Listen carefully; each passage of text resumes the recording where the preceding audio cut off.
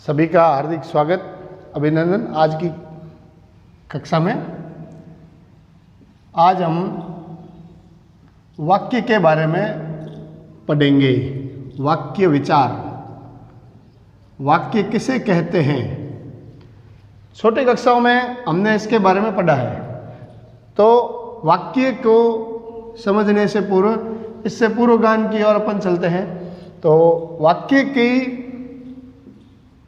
परिभाषा से पूर्व हम यह जानते हैं कि जो वर्ण है, वर्ण क्या है। वर्ण भाषा की सबसे छोटी इकाई है। भाषा की सबसे छोटी इकाई, देखिए सभी, भाषा की सबसे छोटी इकाई क्या है? वर्ण है। वर्ण जो है भाषा का प्रारंभिक स्वरूप है।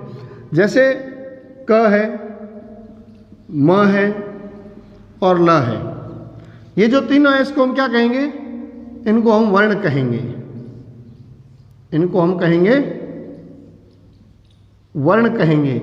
जब ये तीनों वर्ण जब आपस में मिलेंगे तो एक सार्थक शब्द का निर्माण करेंगे। वो सार्थक शब्द क्या बनेगा? वो सार्थक शब्द बनेगा कमल। क्या बना? कमल।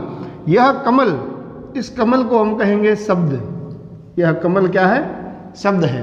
और शब्द के बाद में जब हम आगे चलते हैं तो यही काम शब्द करता है, जो वर्ण मिलकर के शब्द बनते हैं, और शब्द मिलकर के वो क्या बनेंगे? वर्ण बनेंगे। जो है वर्ण मिलकर के शब्द बने हैं और शब्द मिलकर के वाक्य बनेंगे। तो यहाँ पर वाक्य निर्माण है। वाक्य निर्माण में छोटे छोटे शब्द मिल करके और वाक्य का निर्माण करते हैं। तो कुल मिलाकर के हमारा जो विषय है उसकी ओर अपन आगे बढ़ते हैं कि भाषा की सबसे छोटी इकाई तो वर्ण है। भाषा की सबसे छोटी इकाई वर्ण है। जब वर्णों का सार्थक समूह बनता है, वर्णों का सार्थक समूह बनता है, वो क्या कहलाता है? शब्द कहलाता है। और जब शब्दों का सार्थक समूह बनता है,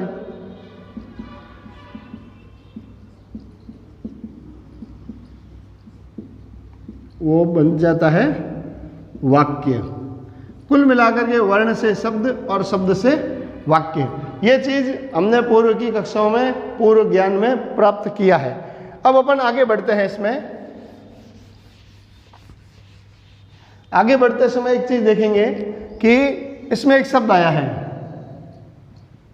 शब्द क्या आया है? एक शब्द आया सार्थक। इसके अर्थ की ओर अपन चलते हैं, इसको एक बार समझते हैं। सार्थक क्या है? कि भाषा की सबसे छोटी इकाई तो वर्ण हो गई।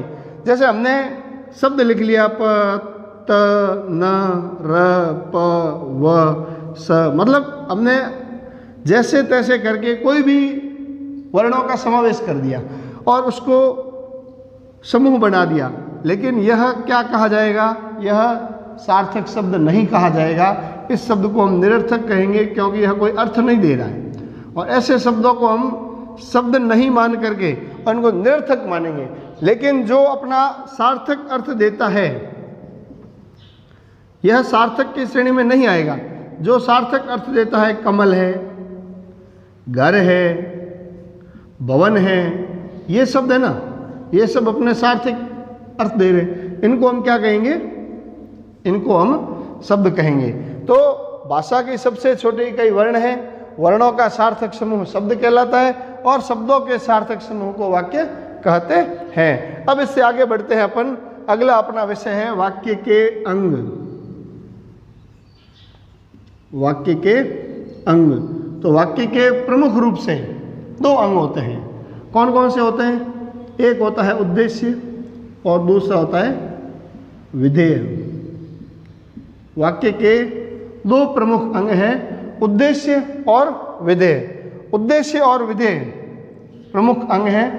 इनकी परिभाषा और इनका विस्तार हम आगे की कक्षा में देखेंगे। धन्यवाद।